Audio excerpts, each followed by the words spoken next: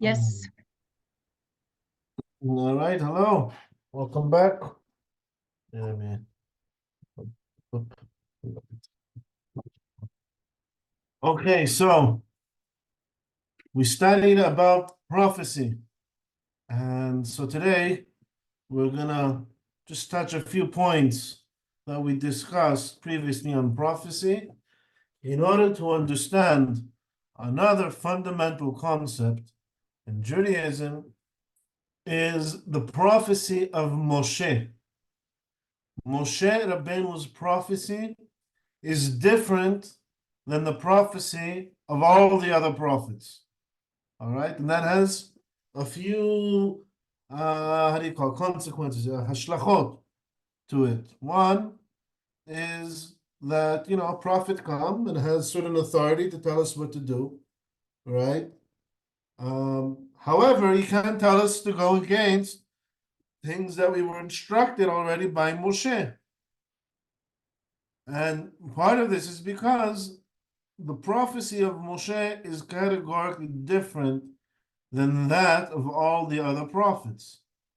But it also stems from something else, right? Which we'll discuss more later on, or maybe if you remember from our first course, the earlier classes in the first course on Introduction to the Oral Torah, right? Also the legitimacy of prophecy or the authority of prophets is due to Moshe's prophecy. Right? Does anyone remember why? This is going back a long time ago. Anybody remember? No. So we'll The get Torah into it. was given to Moshe. Right, the Torah was given to Moshe, right? But why do we need to listen? He is the master of all the prophets. Right? He is what does that mean though? What does that mean that he is the master of all the prophets? It's true.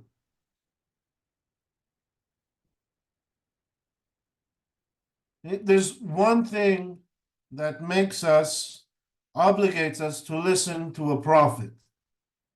And that is the Torah told us to listen to a prophet. And Moshe gave us the Torah. Hashem speak face to face to Moshe Rabbeinu. Right. That is, what does that mean? We'll see that. Hashem, like Moshe directly to connect with Hashem. Right, but what does that mean? What does that mean? That's something we're going to discuss. We're going to discuss today. All right. So first of all, let's go back to prophecy itself. Right, it's a fundamental concept that we need to acknowledge that God prophesizes man. Right, we repeated this in the past two classes.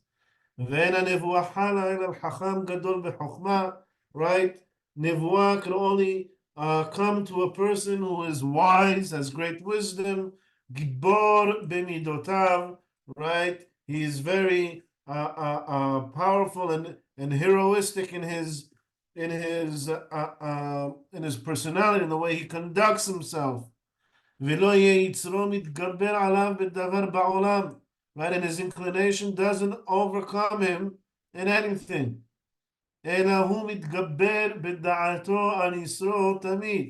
However, he can always overcome his inclination, right, through his mind, right, through rationalizing if a certain inclination that he has now, if a certain craving he has now is right for him.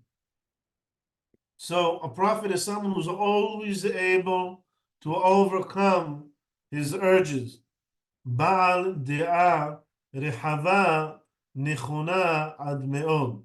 And he also has a very, very wide understanding, right? A very well-founded understanding. Everything he knows it. He doesn't just believe that God exists. He doesn't believe in the oneness of God.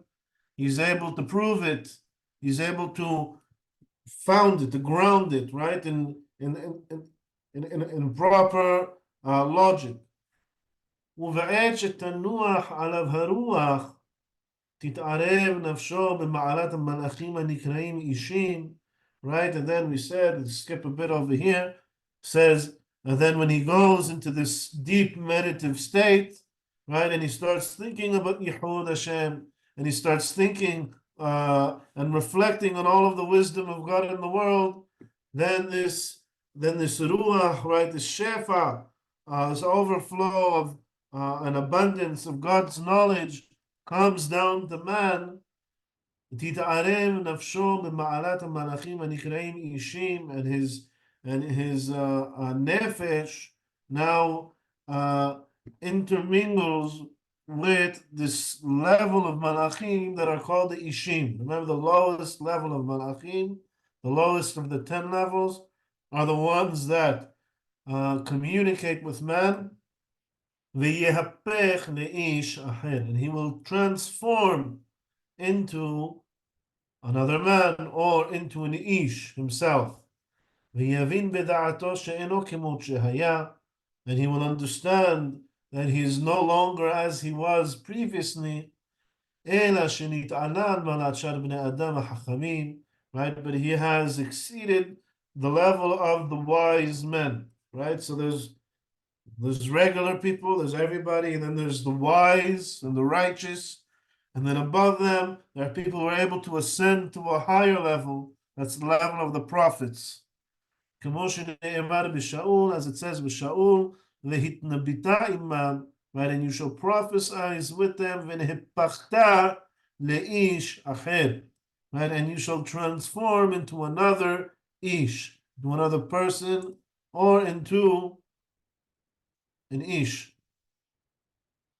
So it says, Kol ha-devarim she'amarnu, everything that we spoke about previously in the past two lessons that we had about how prophecy works, hen derech ha-nevuah lechol ha-nevi'im ha-rishonim ve'ha-aharonim. Right, this is a description of how prophecy works for all of the Nevi'im, all of the earlier Nevi'im, and all of the later Nevi'im, all of the Nevi'im, hos mi Moshe, except for Moshe. Rabbenu v'Rabban shelekol HaNevi'im, right? He is our master and the master of all of the prophets, right? As was previously mentioned. U'ma hefresh yesh ben nebuat Moshe nish'ar kol HaNevi'im. So what is the difference between the prophecy of Moshe and that of all the rest of the Nevi'im? And now the Rambam, Maimonides, is going to describe 5 differences. All right? However, at least in my opinion, all these 5 differences stem from one thing. There is one categorical difference between the prophecy of Moshe and that of all the other Nevi'im. And all of these differences are kind of like symptoms of this one difference. All right, so keep that in mind and try to think, what is that one categorical difference that all these other differences are derived from? All right? Shekol HaNevi'im, well, the first one, let's see. Kol HaNevi'im b'halom or b'mar'eh.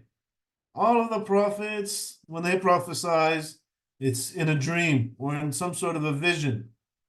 ומשה רבנו הוא ער ועומד, שנאמר בבוא משה אל אוהל מועד לדבר איתו וישמע את הכל מדבר. Right? So all of the prophets, when they prophesize, it's only in a dream. They see a vision. Moshe Rabbeinu, he doesn't need to go to sleep doesn't need to be unconscious in order to receive his nevuah. He is standing upright and he just goes and he speaks to God, and God answers and he hears the voice of God. Kol HaNevi'im al yedei malach. All of the prophets when they receive their prophecy, they receive it through an intermediary, through a malach that comes and speaks to them. לפיכך רואים מה שהן רואים במשל וחידה. He says, therefore, when they receive their prophecy, they receive it in a riddle, in some sort of allegory. He said, they have a vision, right? They have some sort of a dream. The dream is just like a riddle or an allegory to the message of the prophecy. Moshe Rabbeinu lo al yedei malach. Moshe Rabbeinu, he does not receive his prophecy through a malach. Shene'emar pe el pe adaber bo. As it says, I shall speak to Moshe mouth to mouth. Mouth to mouth means like a person speaks with his friend. Shene'emar v'diber Adonai and Moshe panim and panim. And God spoke to Moshe face to face. ונאמר, ותמונת אדוני יביט. And Moshe, he's able to face God. Look at the image of God, so to speak. כלומר, שאין שם משל, but there is no allegory. He doesn't see a riddle. אלא רואה הדבר על בוריו, בלא חידה, בלא משל. Right? But Moshe, when he receives his prophecy, he gets the message without it going through or constructing some sort of a vision or some sort of a hidah, of an allegory or a riddle. הוא שהתורה מעידה עליו, הוא מראה ולא בחידות. Right? Says in the Torah, regarding the prophecy of Moshe, he says, "You shall see the message, and not in riddles. שאינו מתנבא בחידה אלא במראה שרואה הדבר על בוריו." Right? That when Moshe receives his prophecy, he sees it as it is. All right, so the first one is all the prophets. Who remembers what the first one is? All the prophets receive their prophecy. They're Dreams? in a vision. The dreams. Sorry? The other prophets receive their prophecy through dreams.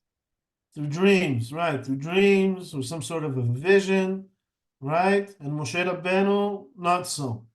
All of the prophets, they receive their prophecy. What's the second one? Through a malach. Now he also says something interesting here.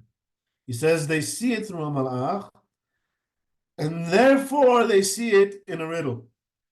What does that mean?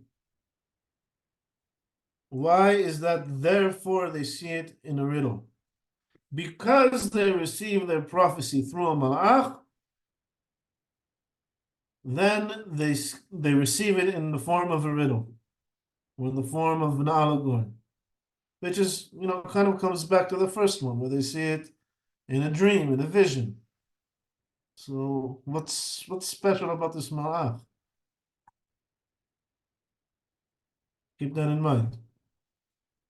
The third difference, כל הנביאים יראים ונבהלים ומתמוגגים. Right? Prophecy isn't some sort of special, peaceful kumbaya experience. It says all of the prophets, when they receive their prophecy, they're in tremendous fear and they're trembling. It's a very, very traumatic event. Moshe Rabbeinu eino ken. However, Moshe, he doesn't have this terrible experience when he receives this prophecy. הוא שהכתוב אומר, כאשר ידבר איש אל רעהו. Right? This is what Torah says. When Moshe receives his prophecy, it's as if a person speaking to his friend. Moshe אין אדם נבהל לשמוע דברי חברו, כך כוח בדעתו של משה רבנו להבין דברי הנבואה, והוא עומד על עומדו שלם. The same way when a person speaks to his friend, he's talking with his friend, he's not afraid, he's not trembling before his friend. Like, let's say if you were to speak to the king or the emperor or the prime minister or the president of the United States, maybe you'll be a bit, you'll have some awe, you'll have some fear, speaking to the most powerful person in the world, right? And when you receive prophecy, receiving a message from God, it says Moshe was on a level that he was able to, so to speak to God as if he was speaking to a friend, and it wasn't a traumatic experience for him. כל הנביאים אין מתנבאים בכל עת שירצו. So all of the prophets, right, when they want, they can't receive their prophecy whenever they want. They don't say, okay, I have a question for God, I'm going to ask him, and God's going to respond. No, they have to prepare themselves. Maybe they'll receive a prophetic vision, and maybe they won't. Moshe Rabbeinu is not like them. He can receive his prophecy instantly, whenever he wants. אלא כל זמן שיחפוש רוח הקודש לבשתו ונבואה שורה עליו. Whenever he wants, he is always ready for prophecy, and the spirit of nevuah, right, can rest on him. ואינו צריך לכוון דעתו להזדמן לה. And he doesn't need to focus his mind and to prepare himself for prophecy. He is always prepared for prophecy. Remember, we said the prophets, they go, they sit in maybe some nice place with a beautiful view, a place where they can get inspiration. They play some musical instruments, or maybe they have people playing for them. They have to get into the mood, and they need to focus their minds. It says Moshe is always ready. שהרי מכוון ומזומן ועומד כמלאכי השרת. Right, and he is as one of these angels that is always ready, always communicating with God. לפיכך מתנבא בכל עת. Therefore, he receives prophecy all the time, whenever. שנאמר, עמדו ואשמעה וישבע אדוני לכם.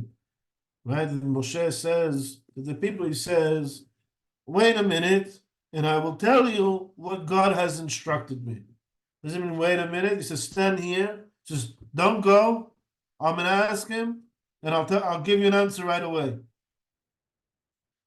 And this was a promise that was made to Moshe. God said to him, Lechem or lahem, shubu lachem le'aholechem le'ohalechem, ve'ata po amod imadi.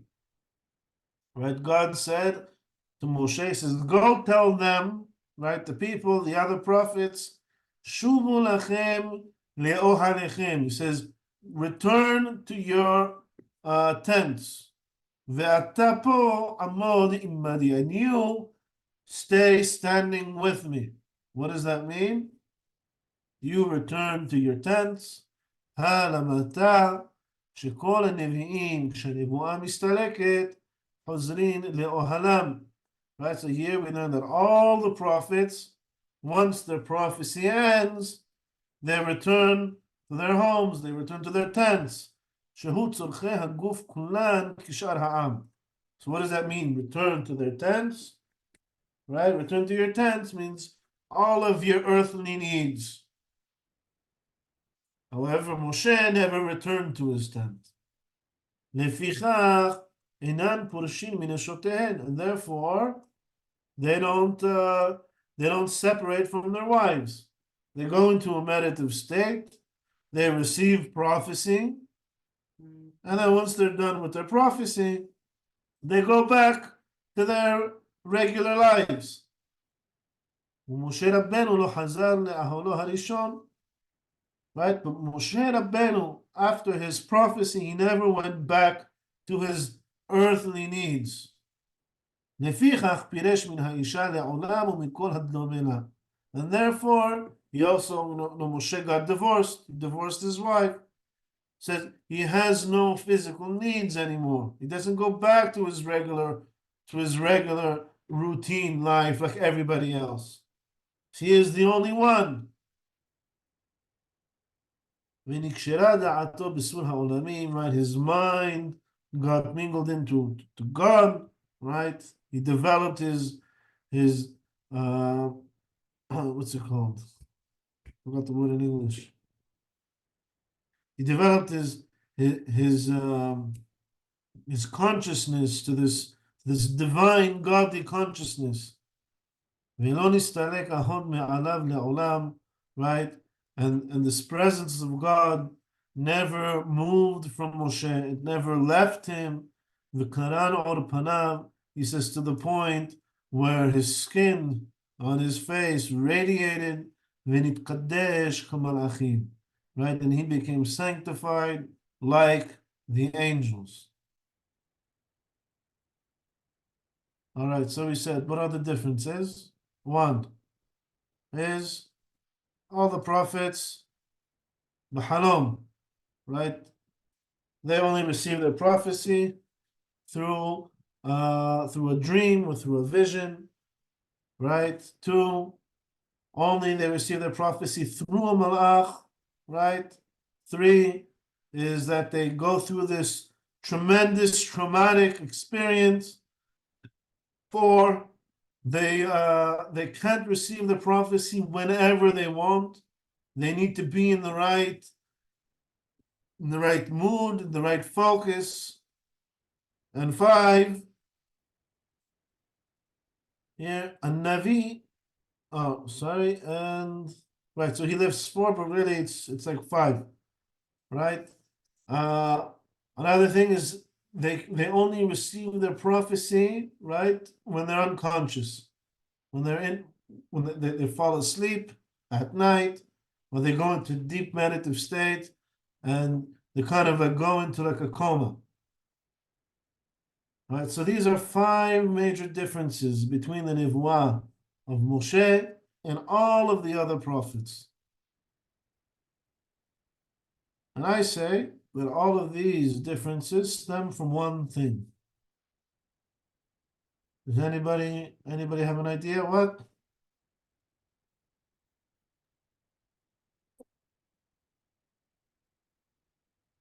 So everything around Moshe's prophecy sounds quite supernatural in comparison to other prophets. Okay, so what do you mean by supernatural?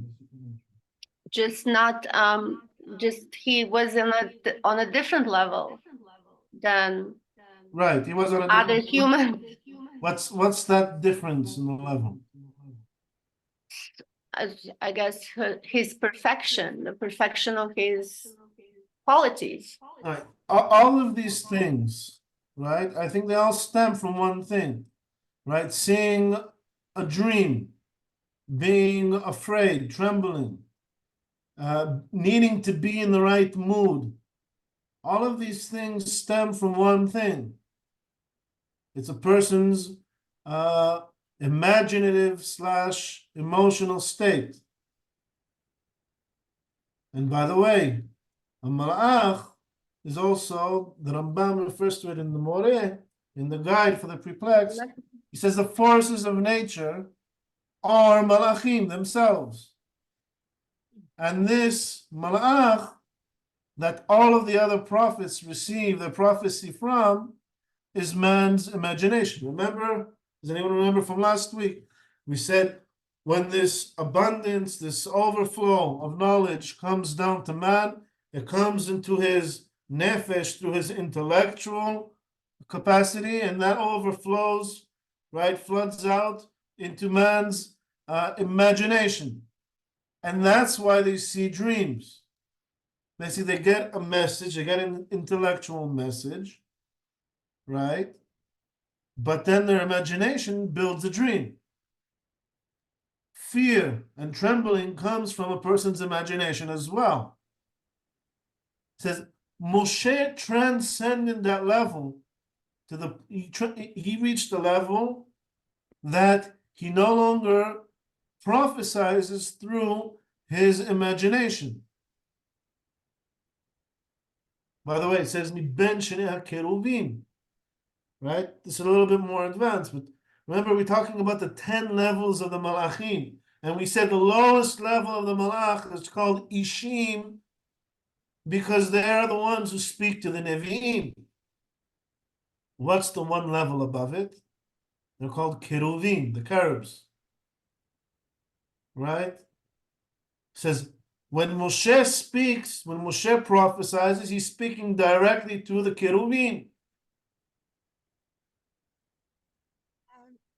Sorry, what happened? Like, you know, you see Abraham, Isaac, Jacob, but you don't hear of any of Moshe's sons. I mean, having such a great father, you would have thought that they would have followed. And the fact that that God was going to kill his son until the wife circumcised Right, but him? that's when they were babies. You're saying what happened to Yeah. them? Were they also prophets? No, they weren't, were they? I don't know. Unless It doesn't say if they were or weren't. But at that time, everybody was a prophet because Yeah. they were all at Sinai. Okay.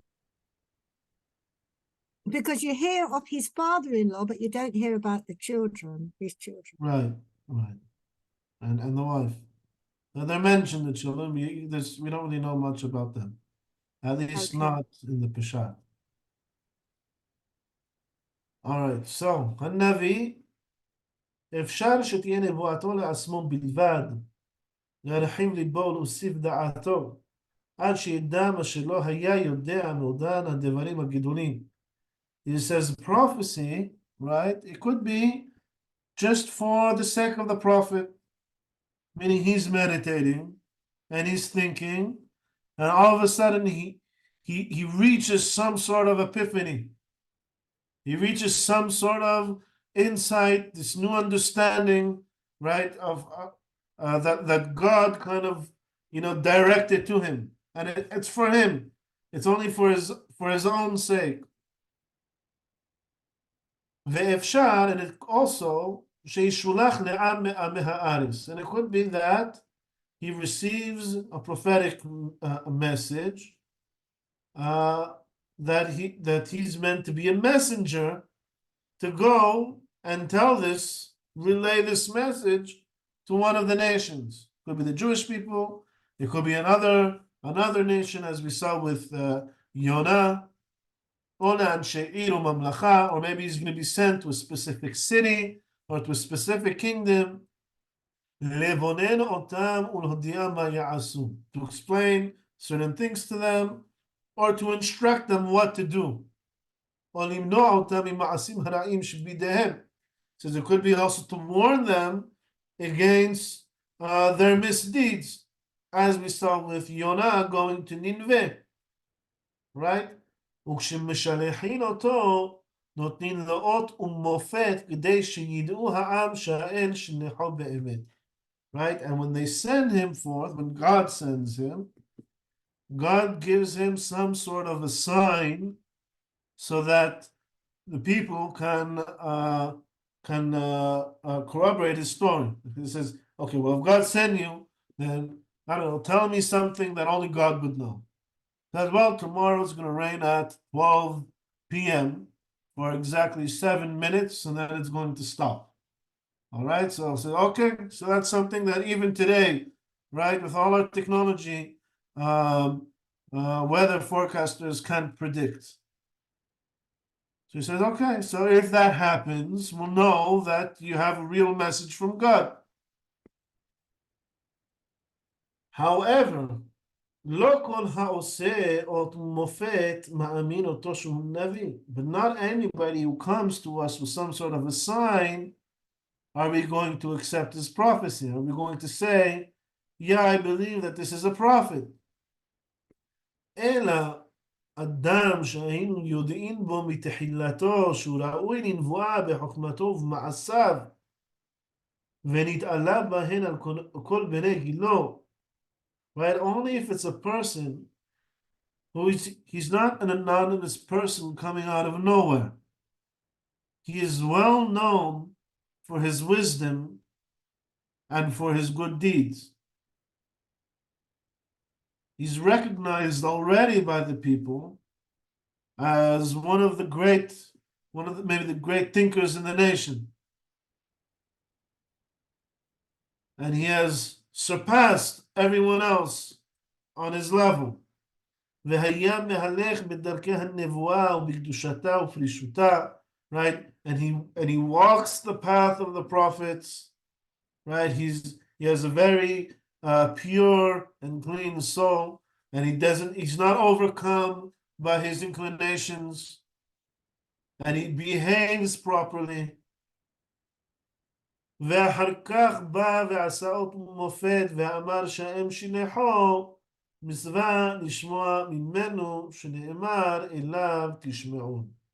Right? Only somebody who has completed, right, who has checked all those boxes, somebody who, it's not a surprise to us that he's coming to us and telling us that God prophesied him. It's the kind of person we would have expected to become a Navi. It says, only if a person like that comes to us and provides us with some sort of a sign, then we have a mitzvah to listen to his instruction. Shne'emar elav tishmun. So he is the person you need to listen to. Elav, the person whom we expected to become a Navi. ואפשר שיעשה אות מופת ואינו נביא. Says with all that, it could be that he is coming to us with a sign and he's not really a prophet. וזה האות יש לו דברים בגו. And he gave us a sign and the sign happened as he said. Right? However, he didn't actually receive prophecy. So do we listen to him or not? What do you say? We listen to him? Some great Talmid Chachamim came to us, right? And he said, God gave me a message, and here's the sign that he gave me to prove that he gave me a message, right? But maybe he didn't actually receive prophecy. How could we know? It says, "Af al pi chen mitzvah lishma lo." It says we have a mitzvah to listen to him. We don't have the mitzvah to interrogate him to see if he's the actual prophet or not. If he checks all the boxes, if he matches all the criteria, and he gave us an oath, then it's a mitzvah to listen to him. הואיל ואדם גדול הוא וחכם וראוי לנבואה, מעמידין אותו על חזקתו. Right? Since he is a great person, right? He's a great man, and he's very wise, and he has good deeds, right? And he is ra'ui, he is worthy of nivuah. Then we judge him, we give him the benefit of the doubt. Shebechach nistavenu, right? Because this is the mitzvah that we have. Elav tishmaun, to listen to him. כמו שנסתבנו לחתוך הדין על פי שניים עדים כשרים, ואף על פי שאפשר שהעידו בשקר. Right? Same way that when two people come to court, right, and there's two witnesses to come to testify, and their stories match, and we interrogated the witnesses properly according to halakha, is it possible that they fixed their stories? Is it possible that they are lying? Yes, it's always possible. You can't ever know for sure. However, the halakha is that bishenayim edim yakum davar. Right? You listen to the testimony of two witnesses. And it could be that they're lying, but as long as we have no reason to doubt their legitimacy, then we judge them, how do you call it? Give them the benefit of the doubt. ובדברים האלו וכיוצא בהן נאמר הנסתרות לאדוני אלוהינו והנגלות לנו ולבנינו. Right? And in all these things, is he a true prophet? Is he Is he telling the truth? Or is he a false prophet? Or is he a lying witness? Says there's no way for us to know. Says Hanistarot Adonai Elohenu, right? What is concealed from us is the God. The Haniglot, and what is visible, what we can measure, that is for us. We can only judge based on what is available to us. ונאמר כי האדם יראה לעיניים ואדוני יראה ללבב. Right? Man sees, with his eyes. God sees to a person's heart, into his soul. However, that said, משה רבנו לא האמינו בו ישראל מפני האותות שעשה. Moshe Rabbeinu came to us and he gave us Torah. However, we don't rely on Moshe's nevuah because of the signs that he gave us. Right? Moshe gave us signs when he first came to us. Remember what Moshe said when God gave him signs? He says, "V'hen lo ya'aminu li." He says, they're not going to listen to me. They're not going to believe me. All right, so you taught me how to turn my staff into a serpent. Whoop-de-doo. Egypt is full of magicians. They can all turn their staffs into serpents. They're not going to believe me. What is Moshe really saying? He says they're an intelligent nation. You can't fool them with some magic tricks. And God said, it's true. They're not going to believe you based on these tricks. Because he who believes based on signs alone, he's always going to have some sort of doubt. Because it's possible that it was done with some sort of trickery, some sort of magic. Right? All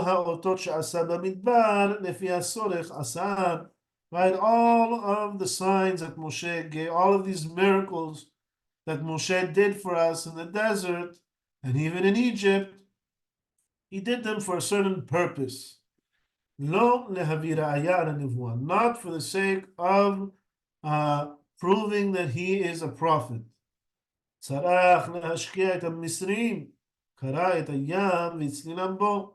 Right? The Egyptians were chasing after them, and he needed to drown them and help the Jewish people cross to the other side.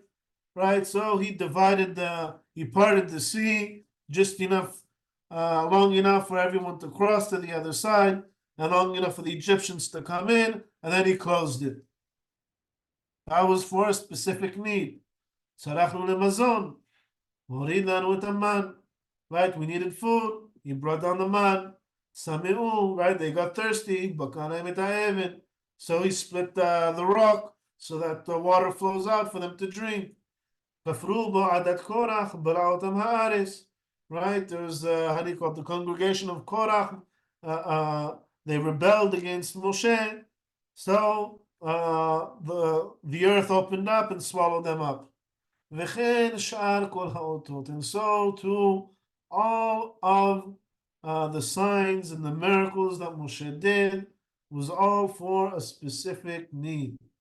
So what caused everyone to follow Moshe forever? Ma'aman Har Sinai. Right? Ma'aman Har Sinai. We've had a class on this before. Ma'aman Har Sinai is when we were the Edim, we were the witnesses to Moshe's prophecy.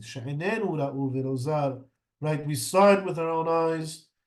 And our ears heard, and not someone else.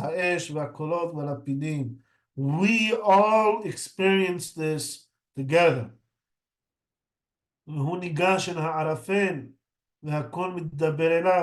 And he goes into the fog, and we hear the sound speaking to him. we hear God saying, "Vanu shomeim," Moshe says, "Moshe, lech emor lahem kach vechach." It says, "Go to the people and say this to them." וכן הוא אומר, פנים בפנים דיבר אדוני עמכם. He says, God spoke to you face to face. He spoke not to Moshe. He says to the people, the Jewish people. He spoke to us face to face. Right? We heard God's voice. We heard him speaking to Moshe. ונאמר, לא את אבותינו כרת אדוני את הברית הזאת. Right? God did not make this covenant with our ancestors, but he spoke to us, to all of us directly. ומנין שבמעמד הר סיני לבדו היא הראיה לנבואתו שהיא אמת שאין בו דופי. So how do we know that only Ma'amad Har Sinai, only at the standing at Sinai, the prophecy at Sinai, is that the testimony that Moshe's prophecy is true, and that there is no doubt after that. It says, "Shne'emar, Hinei Anochi ba elecha be'av ha'anan." Says, "I am coming, speaking to you, right, in the thickness of the cloud, of the fog." Ba'avur yishma ha'am b'dabiri imach, right, for the sake, so that the nation will hear me speaking to you. וגם בך יאמינו לעולם. And so they will also believe in you forever, eternally. מכלל שקודם דבר זה, right, meaning that previously to this, previously to Sinai, לא האמינו בו נאמנות שהיא עומדת לעולם. Right? It says up until then, they had some sort of allegiance to Moshe, they relied on him, they followed him. However, they always had some sort of or possibility to doubt him until they arrived at Sinai and witnessed Moshe receiving prophecy. אלא נאמנות שיש אחריה הרהור ומחשבה. Right? But they could always doubt Moshe's prophecy up until then. ונמצאו אלו ששולח להם. Right? So what do we learn from here? That those that Moshe was sent to, הם העדים על נבואתו שהיא אמת. They themselves are the witnesses that Moshe's prophecy is real and true. So they don't need any sign. Why would we need a sign? It says because the prophet coming from far, it says God spoke to him. It says God spoke to you, prove it. Right? It says we don't need proof. We witnessed it. We were there when God spoke to Moshe. Therefore, Moshe does not need to do any more signs for us. שהם והוא אחד בדבר, כשני עדים שראו דבר אחד ביחד. Right? Because both Moshe and the people themselves are equal in this, that they all witnessed Moshe's prophecy, and nobody needs to prove to the other that God actually spoke to Moshe. שכל אחד מהם עד לחברו שהוא אומר אמת. Right? They each can testify that his friend is speaking the truth. ואין אחד מהם צריך להביא ראיה לחברו. No one needs to prove it. כך משה רבנו, so to Moshe himself, כל ישראל עדים לו אחר מעמד הר סיני. The entire nation are his witnesses after this event on Mount Sinai. ואינו צריך לעשות להם עוד. And he does not need to prove his prophecy using bringing a sign. Someone had a question? Yeah, no one can see God and live, but then they say God hasn't got a body. But then again, everyone heard his voice and they all left their soul left their body.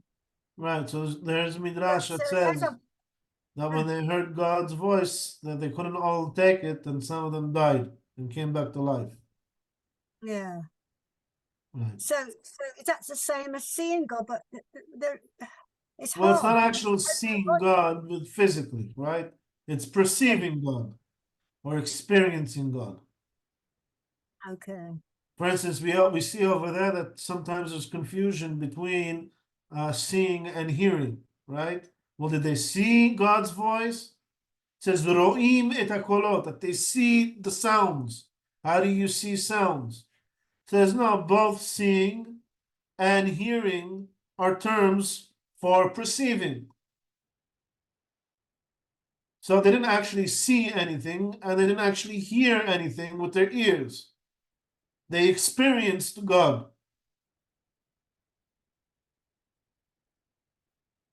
וזהו שאמר לו הקדוש ברוך הוא בתחילת נבואתו, בעת שנתן לו האותות לעשותן במצרים. Right? So when Moshe first prophesied, right? He went to he saw the burning bush.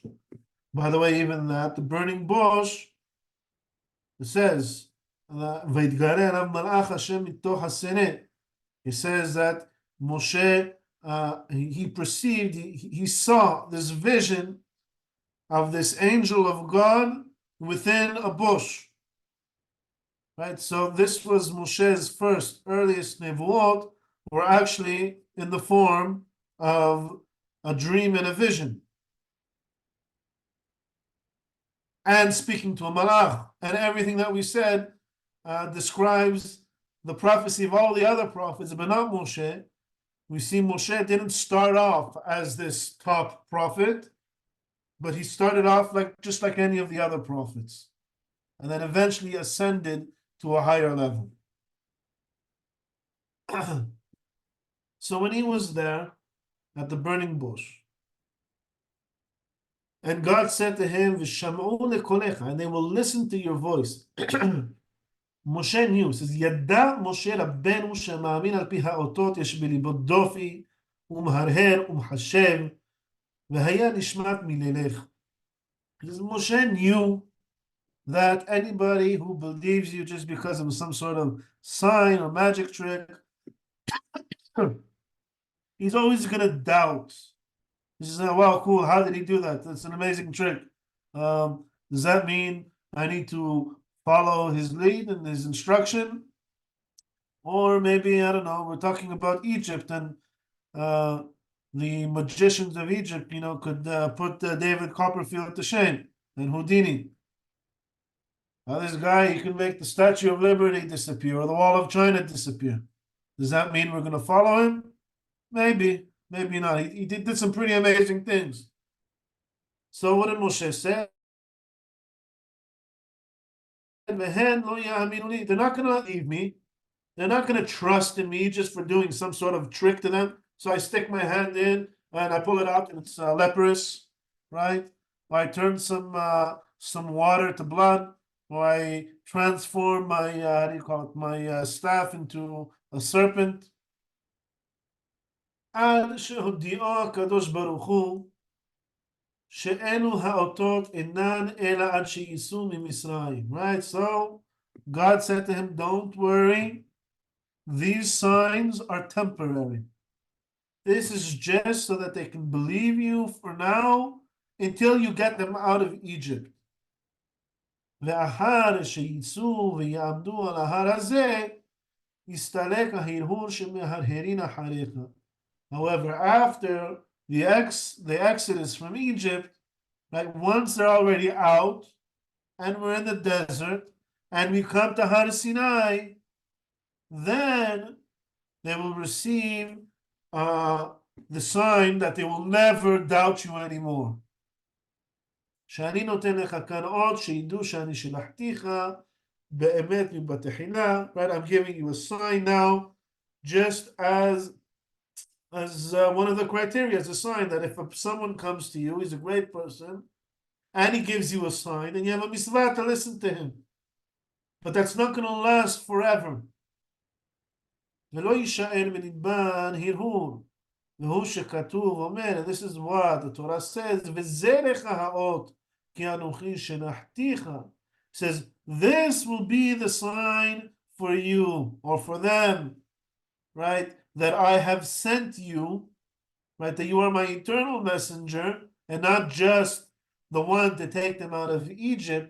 It says, "Behosiacha et ha'am mimisraim ta'avdun et ha'elohim al har hazeh." Says, your eternal sign is when you bring them out of Egypt, you are going to worship me on this mountain, right, on Mount Sinai. That is going to eliminate any doubt in anybody's mind. Nimseta Omer, right? So from here we can derive Shekol Navi Sheyamod Ahar Moshe Rabbeinu, that any Navi that comes post Moshe, and anu ma'aminim bo mipnei ha'ot levado, we don't follow his instruction, we don't believe in him because of the sign that he provides us. כדי שנאמר, אם יעשה אות, נשמע לו לכל מה שיאמר. Right? If he gives us a sign, he makes some great trick, then we'll listen to whatever he says. Why do we listen to the Navi? מפני המצווה שציוונו משה בתורה. We listen to the Navi because Moshe instructed us to in the Torah. ואמר, אם נתן אות, אליו תשמעו. And Moshe said to us in the Torah, he says, if he gives you a sign, then you listen to him. כמו שציוונו לחתוך הדבר על פי שני עדים, same way that he instructed us to make Pesach halacha, right? To make a verdict in court based on the testimony of two witnesses, even though we don't know if they're telling the truth. ואף על פי שאין לנו יודעים אם באמת העידו עם שקר, כך מצווה לשמוע מזה הנביא. So too do we have a mitzvah in the Torah to listen to the instruction of the prophet if he matches all the criteria that Moshe Rabbeinu laid out for us. Im ha'ot emed or b'chishuf valat, whether the sign that he did is true or it's just some sort of trick that he managed to pull off. לפיכך, therefore, אם עמד נביא ועשה אותות ומופתים גדולים, right? So somebody comes and he claims to be a prophet, and God spoke to him, and he's doing all these tremendous miracles before us. וביקש להכחיש נבואתו של משה רבנו, and he comes to deny the prophecy of Moshe. And Shomino, we don't listen to him. Why not? Oh, he's doing all of these great miracles for us. God must have sent him. And if God said to annul the Torah and now we can eat pork, then we should be able to eat pork, right? He says no. Because the only reason to listen to the nevuah of this prophet is because Moshe commanded us to. And if he's denying Moshe's prophecy, we already said that the Torah is never changing, that you're not allowed to annul a mitzvah or add on another mitzvah, right? That he's going against Moshe's nevuah, then he has no more authority over us. His only authority comes from Moshe. And if he's denying Moshe, he's denying the source of his authority. Is that understood?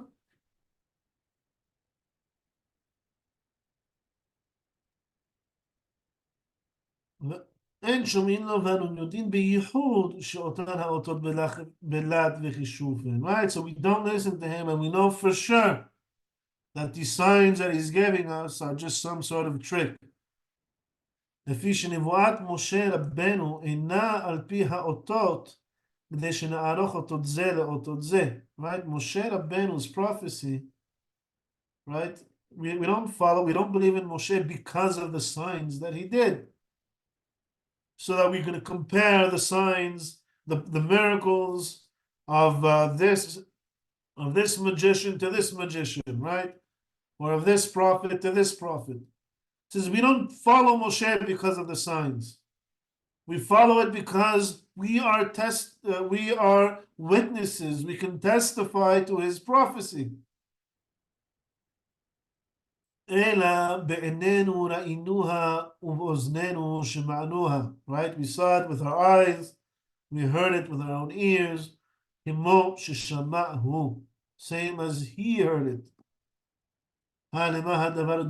What is this similar to? לעדים שהעידו לאדם על דבר שראה בעיניו שאינו כמו שראה. Right?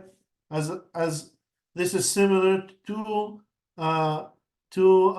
witnesses coming and testifying to something that you witnessed yourself.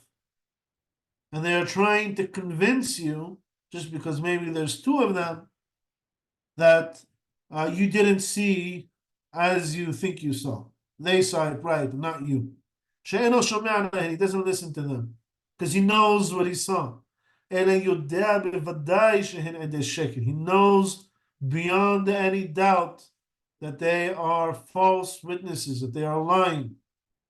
לפיכך אמרה התורה שאם בא האות והמופת לא תשמע על דברי הנביא ההוא.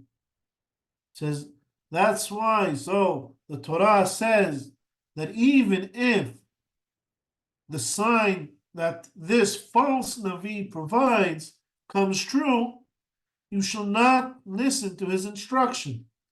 Ignore what he says. So he's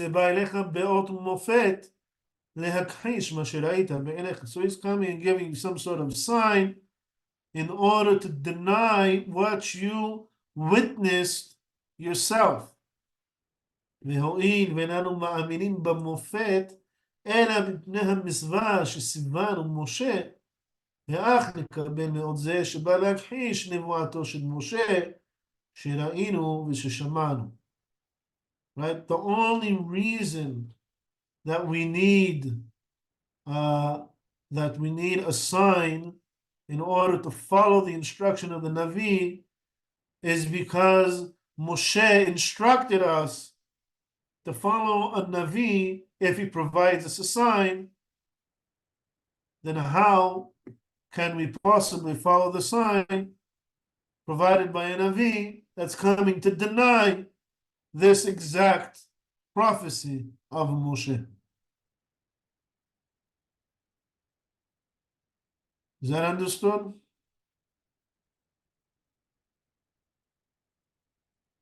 Can you say it again? So the bottom line is Moshe's prophecy is categorically different than that of all the other prophets.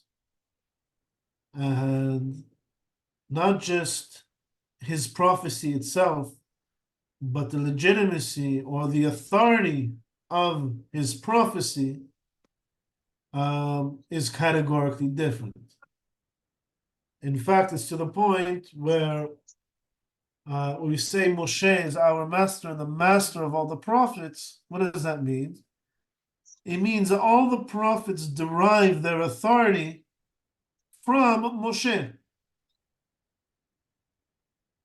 The only reason why we listen to a prophet, the instruction of the prophet, is because Moshe instructed us to.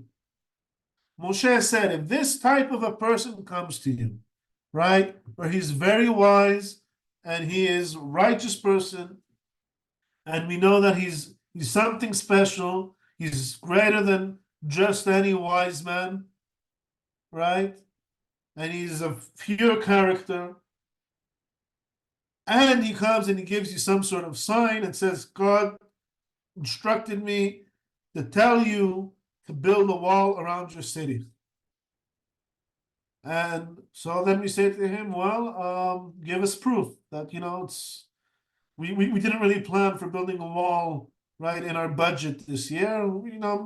It may be a good idea, and we'll put it in our budget for the next 2 to 10 years to build the wall. And the prophet says, no, God instructed me to tell you to start building today.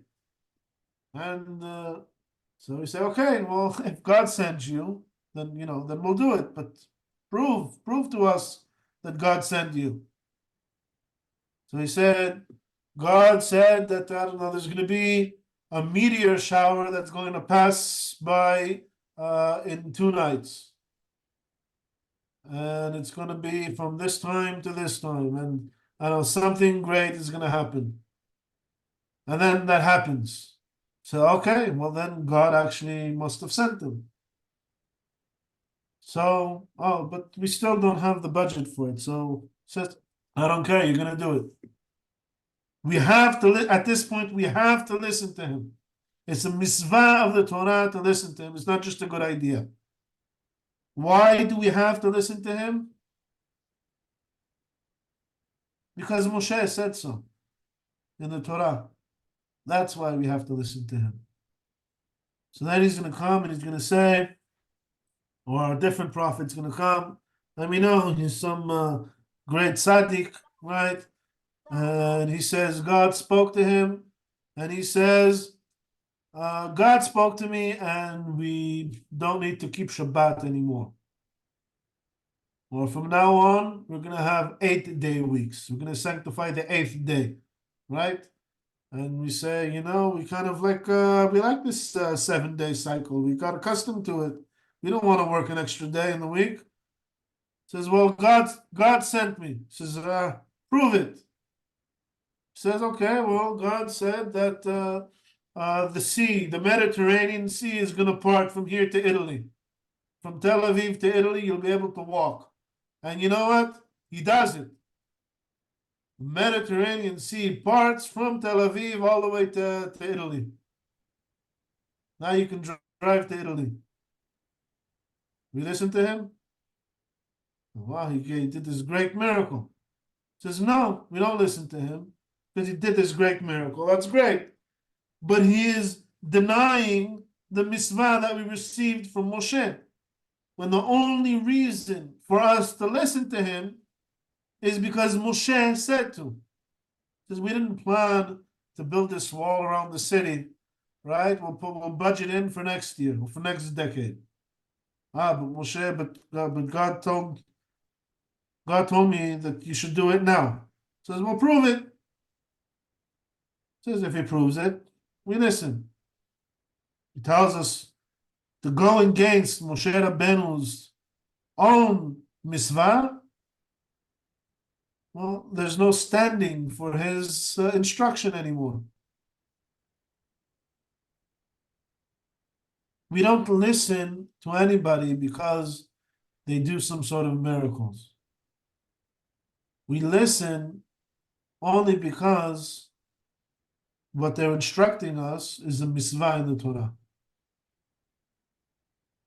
The only one who has authority over us really is God himself.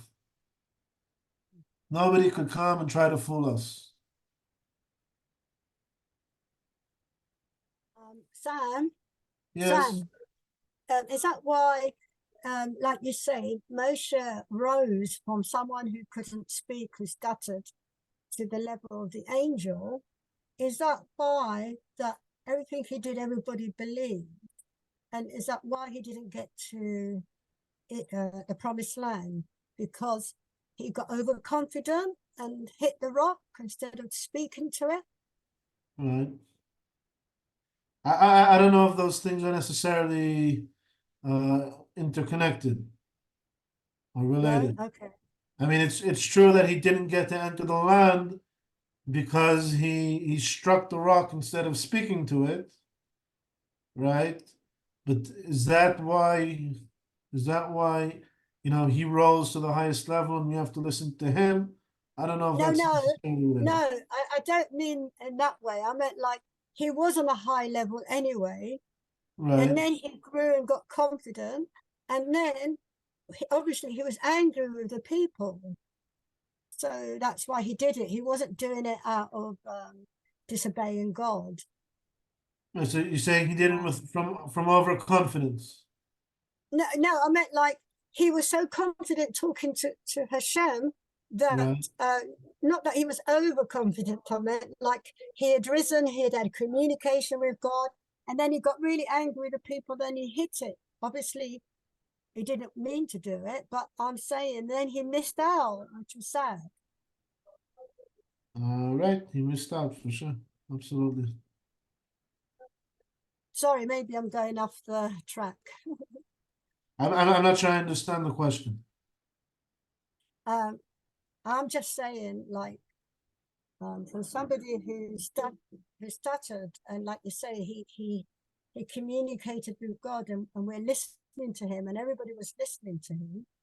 And so when he struck the rock, everybody must have thought that's what God told him to do, but he didn't, Right. did he?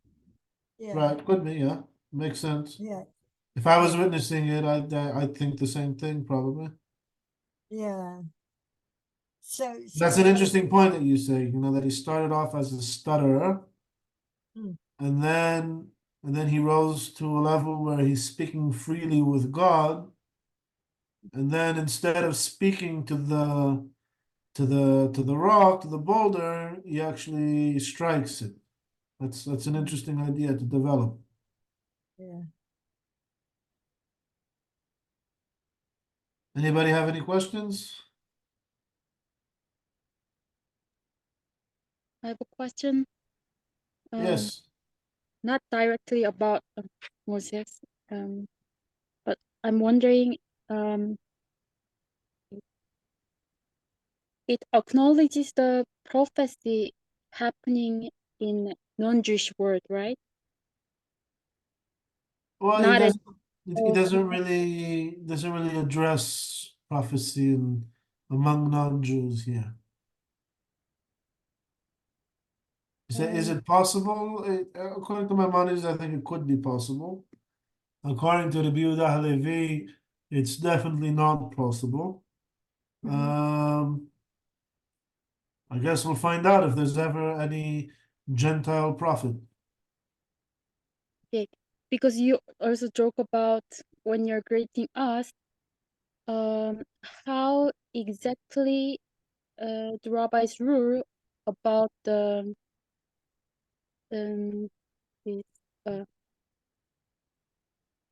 as descendants of Ismail, the I just suddenly Muhammad, the prophet of Islam. Right. How the rabbis view officially? So, well, Muhammad doesn't really fit any of the criteria of a prophet. Starting with him being illiterate, didn't even know how to read and write. He couldn't write his own name. Secondly, he was no more than just a warlord. He had no pure character.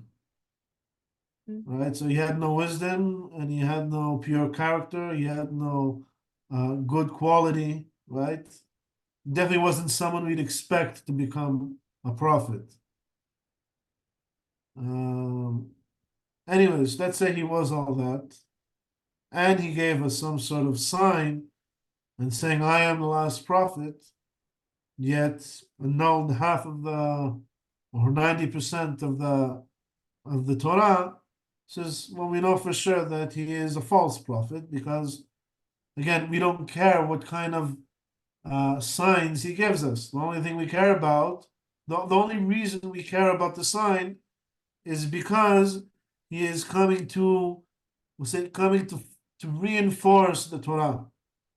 Right? The last of the prophets that we had, they didn't come to cancel the Torah. It was Malachi. He says, Zichru Torat Moshe Avdi. That's how he ends the book of Malachi. The book of the prophets ends with, remember the Torah of my servant Moshe. Right? Speaking in God's name. As opposed to the other final prophets, whether it be Jesus or Muhammad, saying that forget about the Torah of my servant Moshe.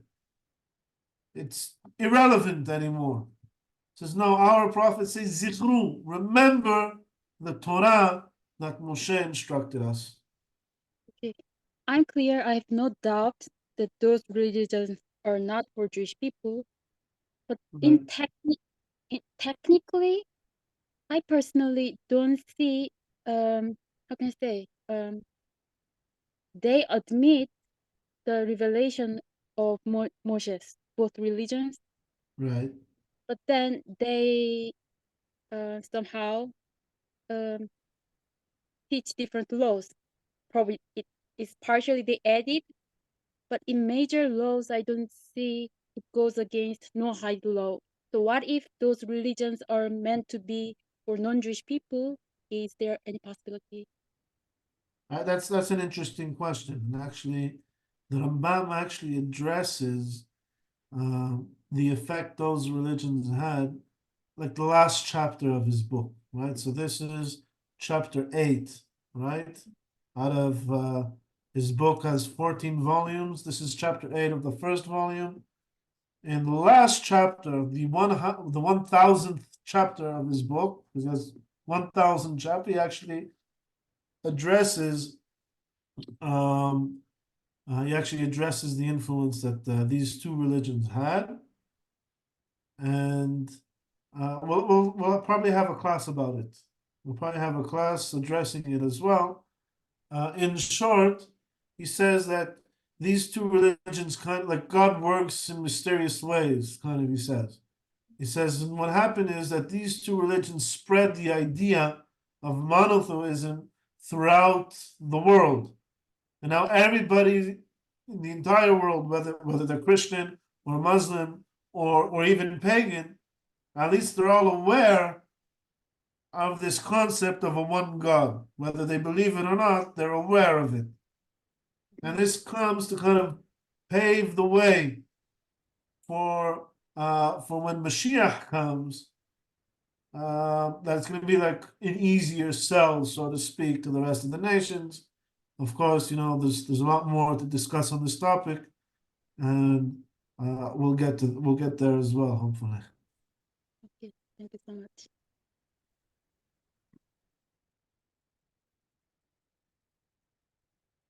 Anyone else? Okay, so if there's no other questions, then I guess we'll finish for tonight. And good night, everybody.